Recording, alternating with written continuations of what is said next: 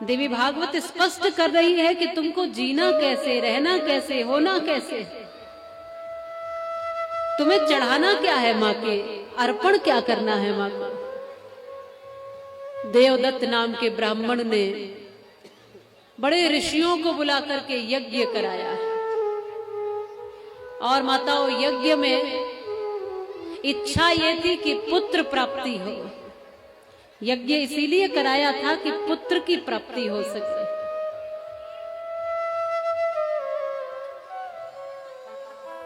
एक श्रेष्ठ बालक प्राप्त हो, पुत्र प्राप्त हो, ये कामना थी, ये इच्छा थी, इसके लिए यज्ञ कराया था। तो यज्ञ में वेद मंत्रों का उच्चारण शुरू हुआ।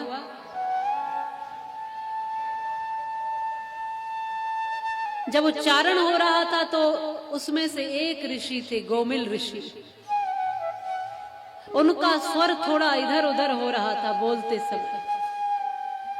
तब क्योंकि ये देवदत्त जो है ब्राह्मण तो था ही और विद्वान भी था, तो इसको क्रोध आ गया और इसने कहा कि क्या करते हो महाराज, मैं श्रेष्ठ पुत्र की प्राप्ति के लिए ये यज्ञ करा रहा हूं, वेद मंत्रों के उच्चारण में ही आप स्वर भंग कर रहे हो। इन्होंने कहा कि मेरी उम्र ज्यादा हो गई है, बूढ़ा हो गया हूं, इस कारण से थोड़ा आवाज में कंपन हो गया है, इस कारण से बस ऐसा हुआ है, तुम क्रोध मत करो। लेकिन ये और अधिक क्रोध करता गया। तब इन्होंने, ऋषि ने श्राप दे दिया कि इतना क्रोध कर रहे हो, जिस पुत्र की प्राप्ति कराने के लिए यज्ञ कर रहे हो, जिसमें क्रोध का कोई स्थान नहीं है, इतना क्रोध कर रहे हो, बार बार समझाने पर भी नहीं समझते हो। याद रखना, जिस पुत्र कामना से, इच्छा से ये यज्ञ कर रहे हो, वो पुत्र तो तुम्हारे होगा, लेकिन एकदम मूर्ख पुत्र मिलेगा तुम्हें। अब ब्राह्मण के घर में मूर्ख बालक का जन्म होना, इससे बड़ी और दुख की बात क्या है। वो मूर्ख बालक पैदा होगा।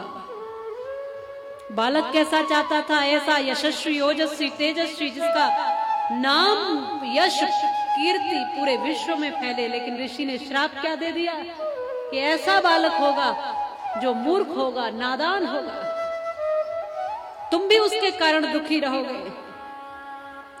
समय पाकर ऐसा ही बालक हुआ। धीरे धीरे ये बालक बड़ा होने लगा। बड़े प्रयास किए कि ये कुछ सीख जाए, पढ़ जाए, कुछ जान जाए, कुछ बोलने लग जाए, लेकिन ये बालक कुछ नहीं जान पाया। बड़ा होता चला गया, लेकिन ये मूर्ख का मूर्ख ही रहा। ये कुछ भी बदल नहीं पाया, ये कुछ भी सीख नहीं पाया। अब ये ब्राह्मण था विद्वान, अब विद्वान के घर में ऐसा मूर्ख बालक, सब उसको आकर, बालक है तुम्हारा, कुछ जानता नहीं, तुम तो बड़े वेदज्ञ हो, तुम तो बड़े श्रेष्ठ हो, तुम तो बड़े ज्ञानी हो, और पुत्र कैसा है तुम्हारा। तब इनको कमियां ही कमियां दिखने लगी। अब तो ये देवदत्त बिल्कुल, और ये बालक बड़ा हो,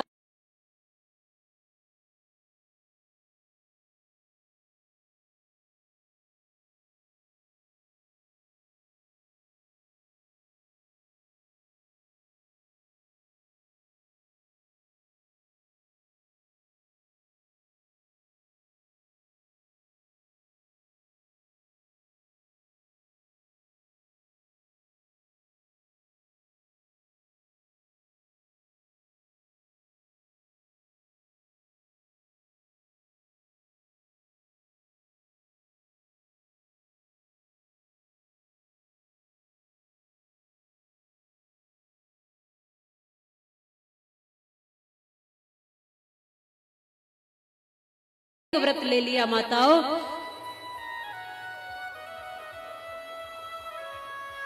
उतथ्य नाम था इनका। नाम क्या था? उतथ्य। एक व्रत लिया, जीवन में कभी भी झूठ नहीं बोलूंगा।